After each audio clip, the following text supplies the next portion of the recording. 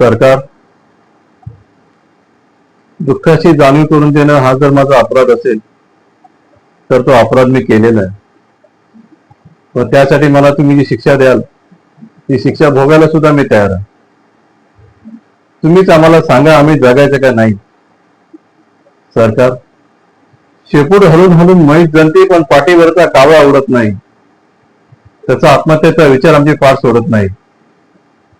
कोरड्या आभावानी कपाळ असणाऱ्या बायका, बिनबापाची लेकरं असल्यासारखी माळावर फिरणारी जनावर, हे साधं गावाला नजर लागली म्हणून नाही झालं. सरकार गावाकडे कोणाचीच नजर गेली नाही म्हणून झालं. शिकलो नसतो तर किती सुखात राहिलो असतो. अन्यायाची जाणीवच झाली नसती. देवाचा कोप झाला असं समजून बसलो असं अंधारात तुमच्या लाल दिव्याला हात जोडीत. गोशीरावानी सातबाऱ्याला चिपकून बसले सावकार आणि बुजगावण्यावानी उभे सरकार. आभाळ वाटतं सावत्र आईवानी दुष्काळाचं कुरूप ठणकत चाललंय आणि शेतकऱ्यांसाठी कोणवाडे बांधायचं ठरवून सरकार शांत झोपी गेले. देश महासत्ता होण्याची स्वप्न बघण्यासाठी.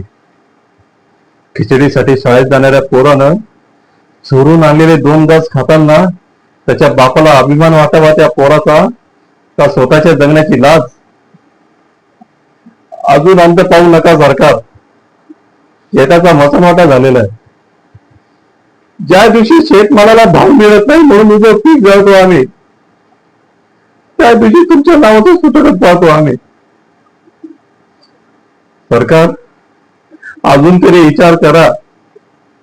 नाही ते 1 किलो गव्हासाठी तुम्ही 1 दिवस देशगान ठेवलेला असेल, त्या दिवशी ध्यान बघा.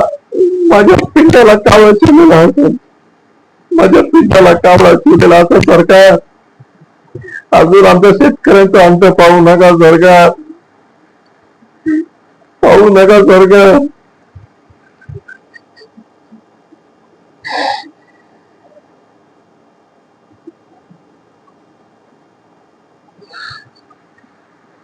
सरकार माझी फक्त एकच विनंती तुमच्याकडे, आमच्या शेतकऱ्यांकडे लक्ष द्या सरकार.